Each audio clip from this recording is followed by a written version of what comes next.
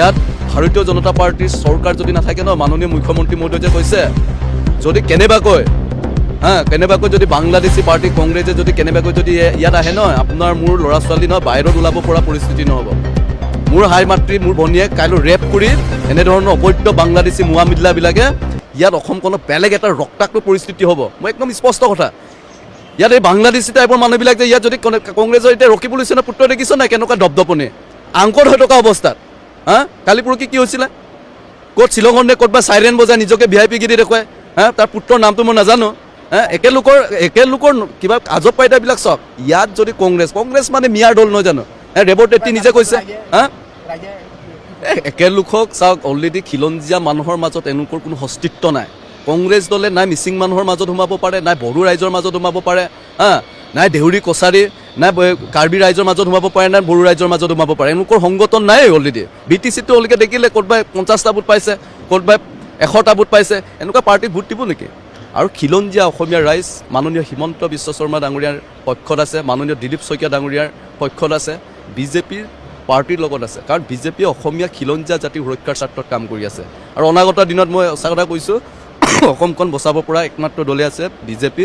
আৰু অসমীয়া ৰাইজে জানে যিমানেই ইয়াত লুৰিণজ্যোতি আহক, কৈ ক্লাব পাৰ্টি নেতৃত্ব দিয়া, ৰাতিপুৱাৰ পৰা গধূলি যে অকল সংবাদ মেল দিয়ে, TRP লোৱা, TRP মাষ্টৰ কাক কয়?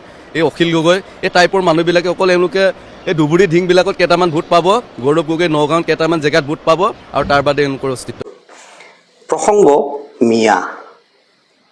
2026 চনৰ বিধানসভা নিৰ্বাচন আহি আছে আৰু তাৰ আগত অসমৰ একেবাৰে প্ৰশাসনীয় এক্সিকিউটিভৰ শীৰ্ষ পদত থকা যিগৰাকী ব্যক্তি, মুখ্যমন্ত্ৰী ডক্টৰ হিমন্ত বিশ্ব শৰ্মা ডাঙৰীয়া, তেখেতৰ পৰা আৰম্ভ কৰি একেবাৰে তৃণমূল পৰ্যায়লৈকে বিজেপি আৰু অন্যান্য দলৰ মানুহৰ মুখত এতিয়া মিয়া মিয়া আৰু মিয়াৰ আলোচনা। গতিকে ভাবিলোঁ আজি মিয়া সম্পৰ্কে অলপ মোৰ মনত থকা কিছুমান কথা আপোনালোকৰ লগত পাতোঁ। কথাখিনি মূল কথালৈ যোৱাৰ আগতে, যিখিনি কথা মই আজি এই ভিডিঅ'টোৰ জৰিয়তে আপোনালোকক ক'ব খুজিছোঁ, সেই কথাখিনিলৈ যোৱাৰ আগতে আপোনালোকক এটা কাহিনী ক'ব লাগিব। কাহিনীটো সম্ভৱতঃ 2015 চনৰ ছেপ্টেম্বৰ মাহৰ কথা। এদিন হঠাতে অসমৰ সেই সময়ৰ আটাইকেইটা TV চেনেল আৰু বাতৰি কাকতত এটা বিস্ফোৰক বাতৰি প্ৰকাশ পালে যে মায়ঙৰ হাতীমূৰীয়া গাঁৱত ৰাতিটোৰ ভিতৰতে এখন বাংলাদেশী গাঁও গঢ় লৈ উঠিছে। TV চেনেলৰ বাতৰিত দেখা গ'ল অসংখ্য নতুন নতুন জুপুৰি ঘৰ, কোনোবাটো টিঙৰ, কোনোবাটো খেৰৰ, কিন্তু ঘৰবোৰ নতুন। স্থানীয় ৰাইজে সংবাদ মাধ্যমৰ আগত বক্তব্য দিলে যে এইবোৰ বাংলাদেশী মানুহ বাংলাদেশৰ পৰা আহিছে, ৰাতি আহি ঘৰবোৰ বনাই লৈছে, এনেকুৱা ধৰণৰ কথা। কিন্তু সুদূৰ বাংলাদেশৰ পৰা আহি এটা ৰাতিৰ ভিতৰত ইমানবোৰ ঘৰ কেনেকৈ বনাব পাৰিলে বা বনোৱা সম্ভৱ নে, এই প্ৰশ্নৰ উত্তৰ কোনেও বিচৰাটো চকুত নপৰিল। মই সেই সময়ত সাংবাদিকতা এৰি এটা ৰাজনৈতিক দলৰ PR মেনেজমেণ্টৰ কাম কৰি আছিলোঁ। মোক ব্যক্তিগতভাৱে চিনি পোৱাসকলে কথাটো জানে। মোৰ লগত কংগ্ৰেছৰ এতিয়াৰ মুখপাত্ৰ এডভোকেট আমান ৱাদুদ আৰু বৰ্তমান নতুন দিল্লীৰ অশোকা ইউনিভাৰ্চিটিৰ এছ'চিয়েট প্ৰফেচাৰ আবুল কালাম আজাদেও কাম কৰি আছিল। আমি তিনিটা, লগত এডভোকেট নন্দিতা তালুকদাৰ গুৱাহাটী হাইকোৰ্টৰ আৰু মৰিগাঁৱৰ প্ৰয়াত সাংবাদিক মোৰ বন্ধু, আমি সেই গাঁওখনলৈ গ'লোঁ। মানুহবোৰে আমাক বৰ দুখ কৰি ক'লে যে তেওঁলোকৰ আধা মানুহ ব্ৰহ্মপুত্ৰ নদীৰ সিপাৰৰ মঙলদৈ বিধানসভা সমষ্টিৰ গাজবাৰী চৰৰ মানুহ আৰু বাকী আধা জাগিৰোড সমষ্টিৰ অন্তৰ্গত কটগুৰি গাঁৱৰ মানুহ। তেওঁলোকে তাৰ আগৰ 30-40 বছৰ ধৰি ইপাৰৰ মানুহৰ মাটি আধিত লৈ খেতি কৰি আছিল। ইপাৰ মানে সেইপাৰে মঙলদৈ জিলা, এইপাৰে মৰিগাঁও জিলা। এইপাৰৰ মাটি তেওঁলোক থাকে তাত, কিন্তু এইপাৰৰ মাটি তেওঁলোকে আধি লৈ খেতি কৰি আছিল।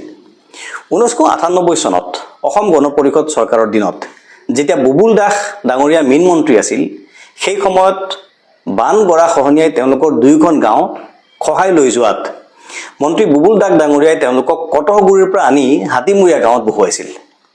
তেতিয়াৰ পৰা তেওঁলোক ইয়াতে আছে আৰু ইয়াৰ মানুহৰ খেতি কৰাৰ লগতে দুয়েকে কিছু ব্যৱসায় বাণিজ্য আদি কৰিবলৈ লৈছে, দুয়েকে হাজিৰা কৰি জীৱন যাপন কৰিছে। তেওঁলোকেও তাত স্থায়ীভাৱে থাকিম বুলি ভবা নাই। ব্ৰহ্মপুত্ৰই চৰৰ সেই মাটি এৰি দিলেই তেওঁলোক তাৰ পৰা ঘূৰি যাব, এইটো আছিল তেওঁলোকৰ মনৰ কথা। এইখিনিতে দৰ্শকৰ জ্ঞাতাৰ্থে এটা কথা কৈ থওঁ, বহুতে কথাটো নাজানে, যে যিবোৰ মানুহ চৰত থাকে তেওঁলোকে চিৰদিন একেটা স্থানত নাথাকে। নদীয়ে কেতিয়াবা চৰবোৰ খহাই নিয়ে, এফালে খহাই নিলে আনফালে গঢ় দিয়ে। গঢ় দিয়া স্থানত 15-20 বছৰত মাটিবোৰ টান হয়, তেতিয়া তাত গৈ মানুহে ঘৰ সাজে।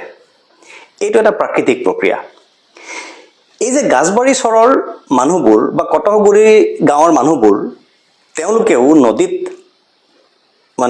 নদীয়ে যেতিয়া নতুন ঠাই সৃষ্টি কৰিব তাৰ অপেক্ষাত তেওঁলোক আছিল। তেওঁলোক একো বাংলাদেশী নহয়, তেওঁলোকৰ সকলো কাগজ পত্ৰ আছে, আনকি জিলা প্ৰশাসনে তদন্ত কৰিও পাইছে যে তেওঁলোকৰ কাগজ পত্ৰ আছে। এইবোৰ কথা জনাৰ পিছতো স্থানীয় মানুহবোৰে তেওঁলোকক বাংলাদেশী বুলি অপবাদ দিছে।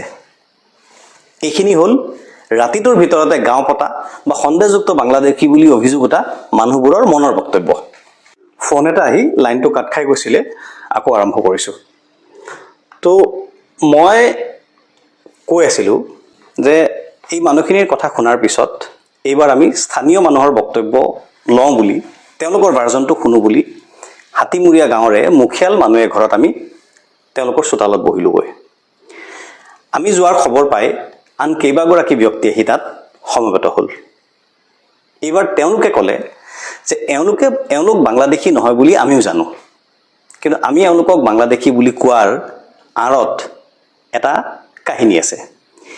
কাহিনীটো হ'ল, এওঁলোকক নদী ভাঙা মানুহ বুলি আমিও জানো, এওঁলোকক 98 চনত ববুল দাসে লৈ অহা কথাটোও সঁচা, কিন্তু এওঁলোকে আমাক অতিষ্ঠ কৰি পেলাইছে। এওঁলোকৰ লগত আমাৰ ভাল সম্পৰ্ক আছিল, এইটো গাঁওবাসীৰ কথা।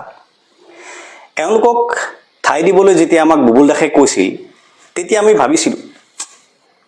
ভাবিছিলোঁ যে যিহেতু এই মানুহবোৰে আমাৰ খেতি কৰে আৰু হাততে লাগ বুলিলে হালোৱা বা হাজিৰা কৰা মানুহ আমি ঠাউকতে পাই যাম, গতিকে আমিও বৰ আগ্ৰহেৰে মানুহবোৰক তাত স্থান দিছিলোঁ। বিনিময়ত তেওঁলোকে বছৰি কিবা এটা ভাড়া হিচাপে গাঁওবাসীক আদায় দিয়াৰ চুক্তি হৈছিল। প্ৰথমে 30-40 ঘৰ মানুহ আহি তাত বহিছিল, কিন্তু 98 চনৰ পৰা 2015 চনলৈ 17 বছৰৰ মূৰত মানুহ হৈ গ'ল 100 ঘৰৰ ওপৰত। আমাৰ অসমীয়া মানুহখিনিৰ ঘৰ দুৱাৰবোৰ আপোনালোকে দেখিছে, এইটো তেওঁলোকে আমাক কৈ আছে তেওঁলোকৰ চোতালত বহি। আমি চাফ চিকুণকৈ থকা মানুহ, প্ৰতি ঘৰ মানুহৰে ঘৰৰ চাৰিওফালে জেওৰা নঙলা আছে। এওঁলোক অহাৰে পৰা আজি ইঘৰৰ জেওৰা এখিনি নাই, কালি বোলে নঙলাৰ বাঁহডাল নাই, আজি বোলে কাৰোবাৰ ঘৰৰ লাও এটা নাই, কালি বোলে কোমোৰা এটা নাই। এওঁলোকৰ ল'ৰা ছোৱালীবোৰ স্কুললৈ নাযায়, এগাল ল'ৰা ছোৱালী। আমাৰ ল'ৰাবোৰ ইহঁতৰ লগত পৰি নষ্ট হৈছে। যিটো ল'ৰা 98 চনত এবছৰীয়া হৈ ইয়ালৈ আহিছিল, এতিয়া তাৰ বয়স 18 বছৰ। যোৱা 17 বছৰে আমাৰ কেইবাজনী ছোৱালী সিহঁতৰ ল'ৰাই পলুৱাই লৈ গ'ল। আমি এতিয়া ক'ত যাম কওক? সিহঁতৰ এলেকাটোও বৰ আওহতীয়া আৰু সেইকাৰণে আমি সেইফালে বৰ বেছি নাযাওঁ। তাত আমাৰ এটা পুৰণি মন্দিৰ আছে, এটা ঐতিহাসিক মন্দিৰ আছে। এদিন আমাৰ এজনে গৈ দেখে ইহঁতে ঈদৰ পিছত গৰু মাংস কাটি মন্দিৰৰ ৱালত শুকুৱাবলৈ দিছে। এতিয়া আপোনালোকে কওক, আমি কি কৰা উচিত? ইহঁতক জেগা খালী কৰিবলৈ বহু দিনৰ পৰা কৈ আহিছোঁ, ইহঁতে নকৰে। ইহঁতৰ ভোট মঙলদৈ সমষ্টিত, ভোট দিয়েগৈ তাত। সিহঁতৰ মূৰৰ ওপৰত মন্ত্ৰী বসন্ত দাসৰ হাত আছে, মঙলদৈৰ বিধায়ক, মন্ত্ৰী আছিল। পুলিচক ক'লেও একশ্যন নলয়, কাৰণ মন্ত্ৰীৰ মানুহ। গতিকে অৱশেষত আমিয়ে বুদ্ধি কৰি সিহঁতক ক'লোঁ যে ইৰিগেশ্যন কেনেলৰ সিটো পাৰে থকা মাটিখিনি তহঁতে লৈ ল। ক'বলৈ পালোঁ কি নাপালোঁ, সিহঁতে গৈ সেইখিনি মাটিত 2-3 দিনৰ ভিতৰত 100টামান ঘৰ বনাই ল'লে। আমাৰ কাৰণে এইটোৱে আছিল উত্তম সুযোগ। আমি মিডিয়া মাতি আনি নতুন ঘৰবোৰ দেখুৱাই ক'লোঁ, চাওক বাংলাদেশীৰ উৎপাত, এইটোৱে কাহিনী। এতিয়া সিহঁতে প্ৰেছাৰত পৰি সিহঁতে এমাহৰ ভিতৰত ইয়াৰ পৰা গুচি যাম বুলি আমাক প্ৰতিশ্ৰুতি দিছে। তাৰপিছত সঁচাকৈ এমাহমানৰ ভিতৰত মানুহবোৰ তাৰ পৰা গুচি গ'ল।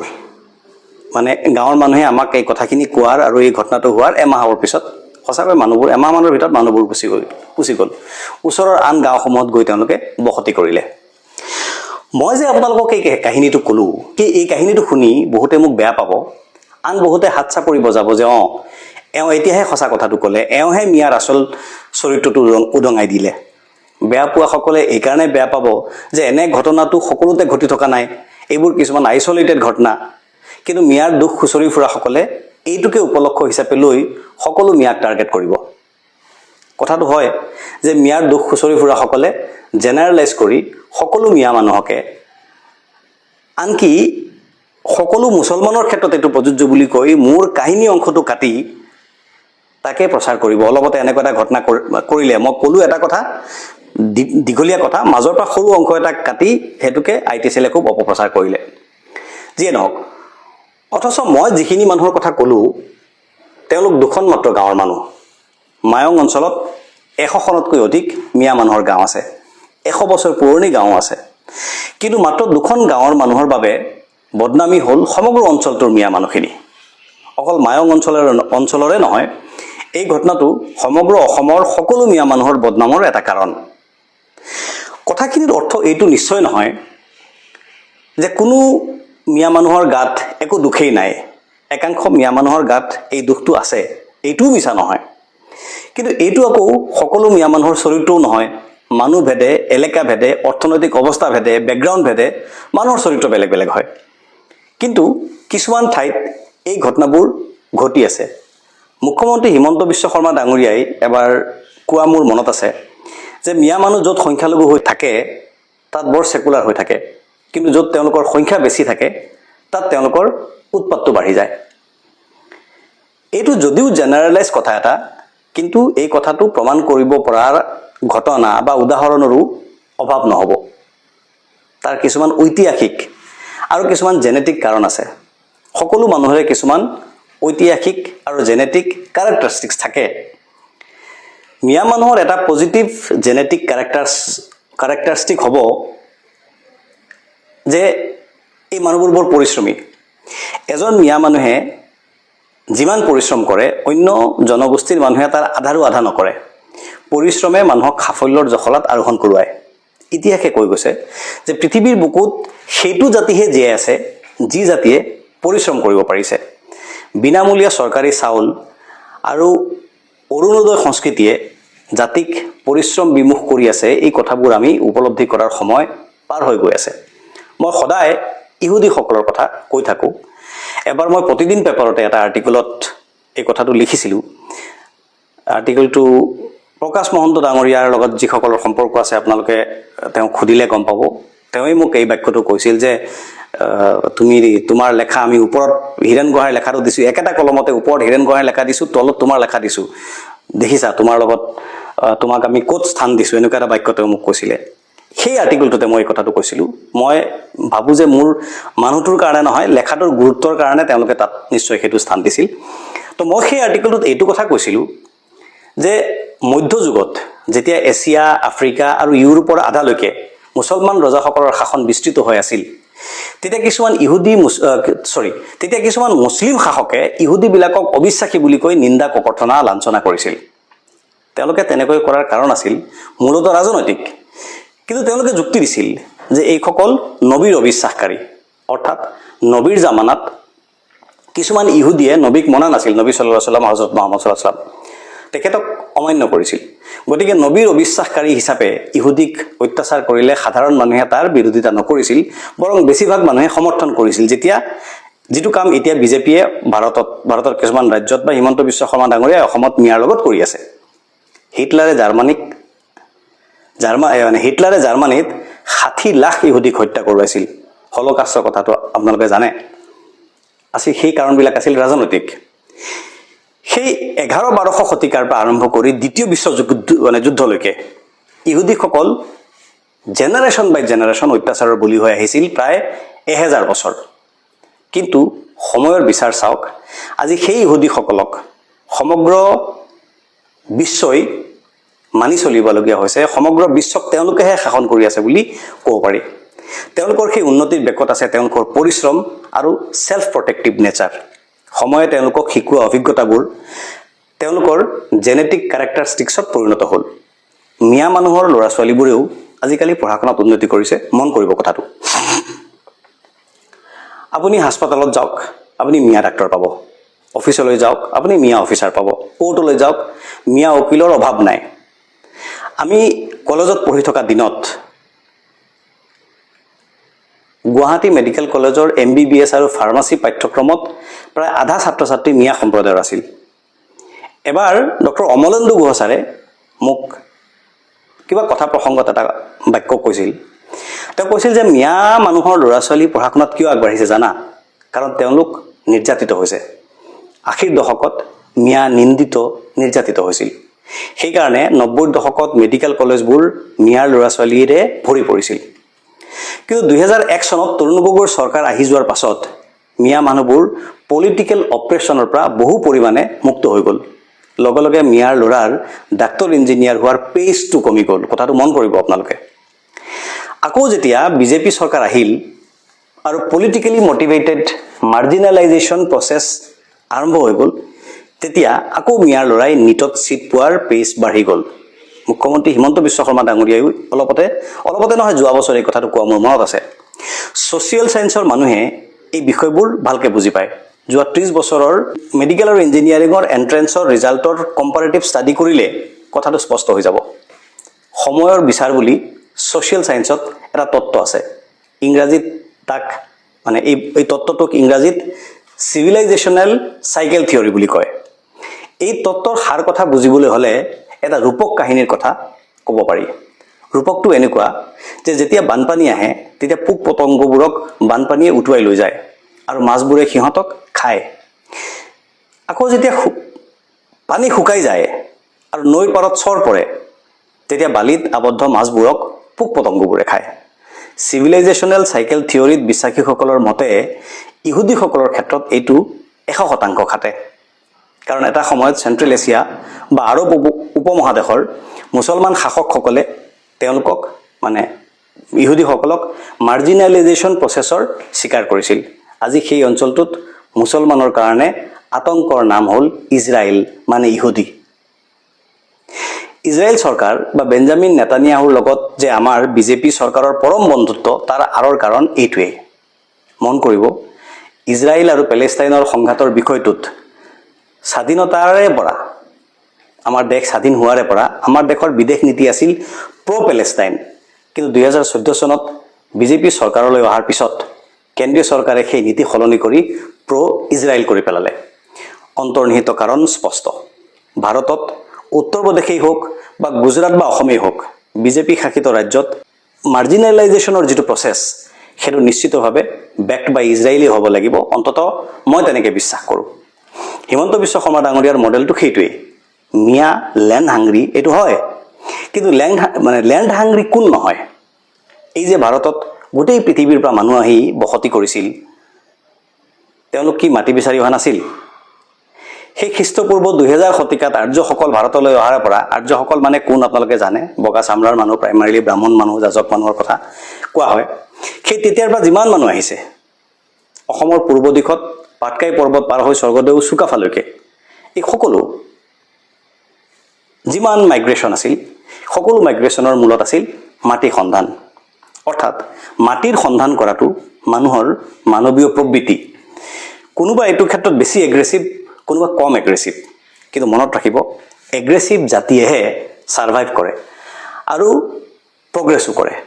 সেইকাৰণে সমাজ বিজ্ঞানীবিলাকে ডাৰউইনৰ ছাৰ্ভাইভেল অৱ দি ফিটেষ্ট থিয়ৰীটোক সভ্যতা চক্ৰৰ দ্য বেষ্ট থিয়ৰী বুলি কৈছে। মিয়া মানুহ জীয়াই আছে আৰু জীয়াই থাকিব তেওঁলোকৰ পৰিশ্ৰম আৰু এগ্ৰেছিভ চৰিত্ৰৰ বাবেহে। কিন্তু সমস্যাটো হ'ল, মিয়াই কেতিয়াও নিজকে এটা সংগঠিত জনগোষ্ঠী হিচাপে এছাৰ্ট কৰা নাই। সময়ে সময়ে তেনেকুৱা এছাৰ্টন একেবাৰে নোহোৱা নহয়, হৈছে। যেনে 85 চনত এবাৰ হৈছিল UMF, আকৌ 2006 চনত হৈছিল বদৰুদ্দিন আজমল ডাঙৰীয়া AIUDF। কিন্তু ইতিহাসত মাত্ৰ দুবাৰ।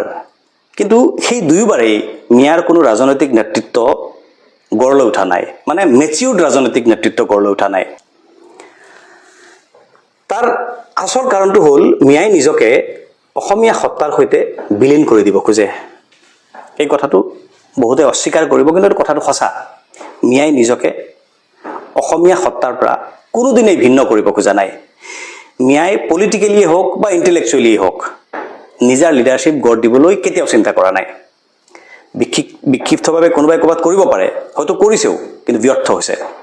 সংগঠিত ৰূপত এনে প্ৰয়াস কেতিয়াও হোৱা নাই। আজি বিজেপি চৰকাৰ অহাৰ পাছত ইমানবোৰ অত্যাচাৰ অপমানৰ পিছতো মিয়াই নিজকে অসমীয়া জাতি সত্তাটোৰ সৈতে সম্পৃক্ত কৰি ৰখাৰ প্ৰয়াস এৰি দিয়া নাই।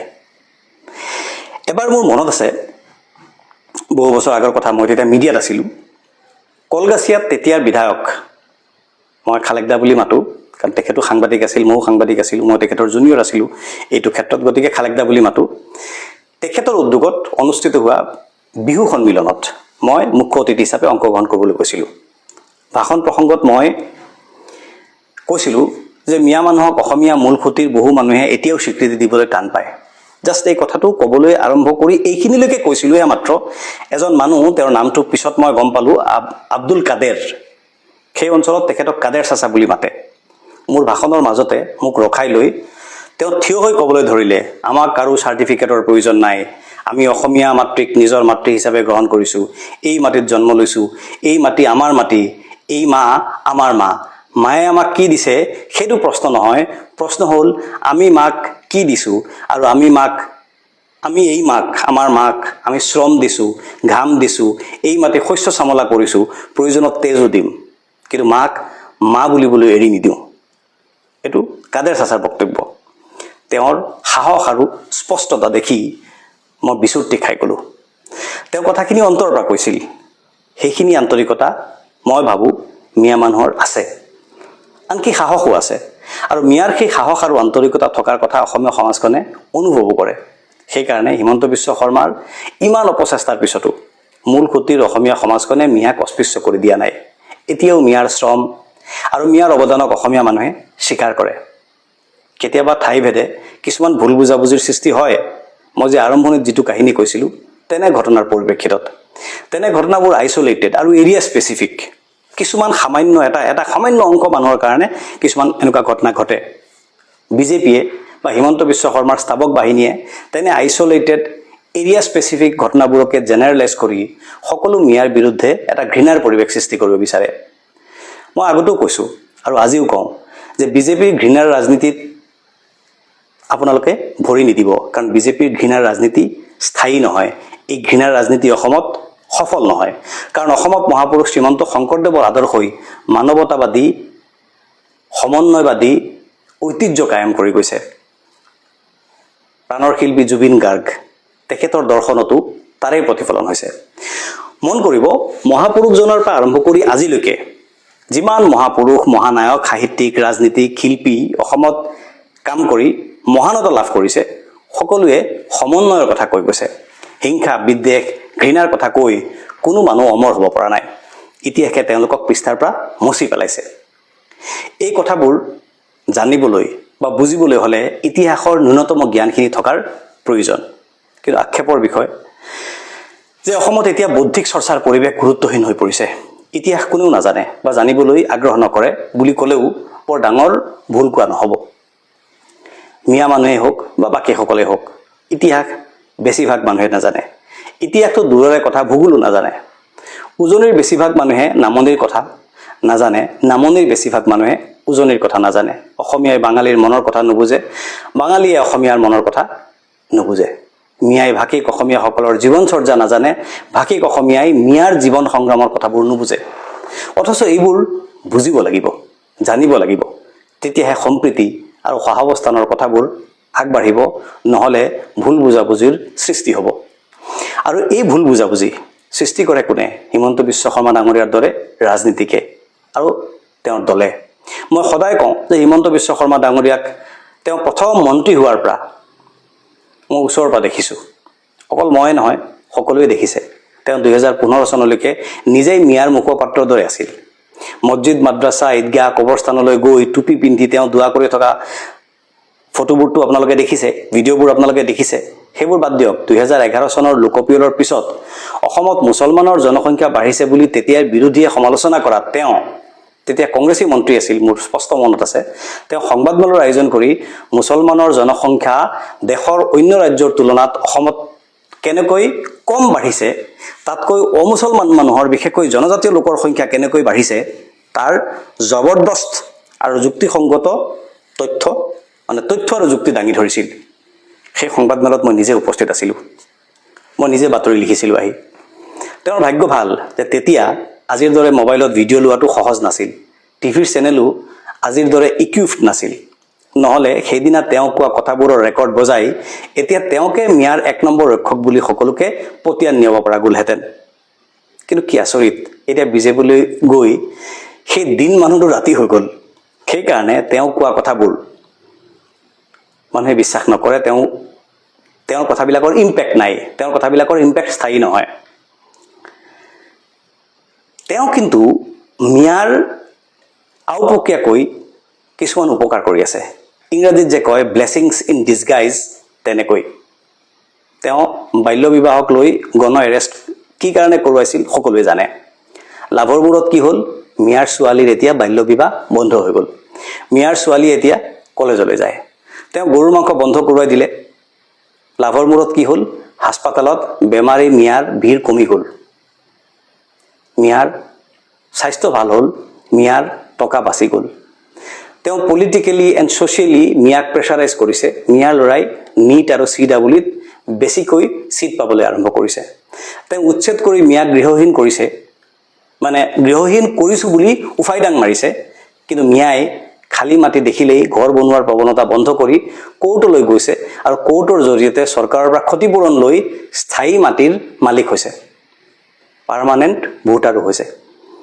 কোনো মিয়াক কিন্তু তেওঁ বাংলাদেশলৈ খেদিব পৰা নাই তেওঁ মিয়াক ভয় খুৱাইছে মিয়া ঘৰত শুই নাথাকি পথাৰলৈ গৈছে খেতি বেছিকৈ কৰিছে মাছ বেছিকৈ মাৰিছে উৎপাদন বেছিকৈ কৰিছে আনকি কামত আহিব বুলি সঞ্চয়ও বেছিকৈ কৰিছে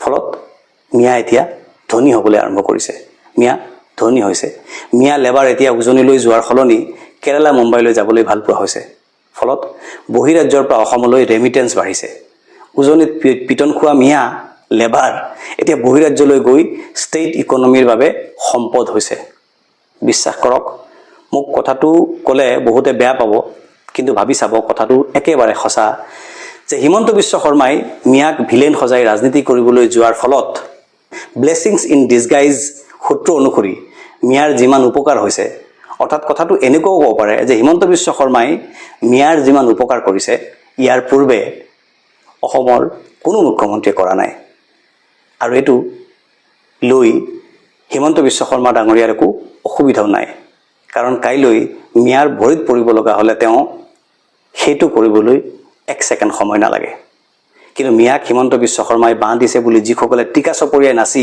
আত্মসন্তুষ্টি লাভ কৰিছে আৰু নিজেও মিয়া ফালনত আত্মনিয়োগ কৰিছে সেই বালিত মূৰ গুজি সুখত আছো বুলি ভবা ভক্তসকলক কওঁ শুনক হিমন্ত বিশ্ব শৰ্মাৰ বচনত ভুল নাযাব তেওঁ ৰাজনীতি কৰা মানুহ আপোনালোকৰ গাত যিমান ডিগ্ৰী জ্বৰ আছে সেই ডিগ্ৰী জুখি লৈ তেওঁ সেই অনুপাতে দৰৱ দিছে কিন্তু সেই দৰৱৰ ৰিয়েকশ্যনত আপোনালোকৰ কিডনি হাৰ্ট লিভাৰ সকলো ফেইল হৈ যে আপোনালোক গুল্লাই গৈ আছে সেইটো খবৰ কৰক 1200 টকীয়া অৰুণোদয় আঁচনিৰ ওপৰত এটা ইম্পেক্ট এছেছমেণ্ট ষ্টাডি কৰোৱাই চাওক মই কেইবাজনো বিশিষ্ট ব্যক্তিক এই কথাটো কৈছোঁ অসমৰ ইতিহাসত জাতিটোৰ কঁকালত হিমন্ত বিশ্ব শৰ্মা চৰকাৰতকৈ ডাঙৰ অৰ্থনৈতিক কোব আৰু কোনো চৰকাৰে মৰা নাই এই সিদিনাখন CAG ৰিপৰ্ট ওলাইছে কেগৰ ৰিপৰ্ট ইণ্টাৰনেটৰ CAGৰ ৱেবছাইটত উপলব্ধ এবাৰ ৰিপৰ্টটো পঢ়ি চাব অসমৰ অৰ্থনীতি বিধ্বস্ত হৈ গৈছে ঋণে অসমক কুঙা কৰি গৈছে অহা 20-30 বছৰলৈকে অসমক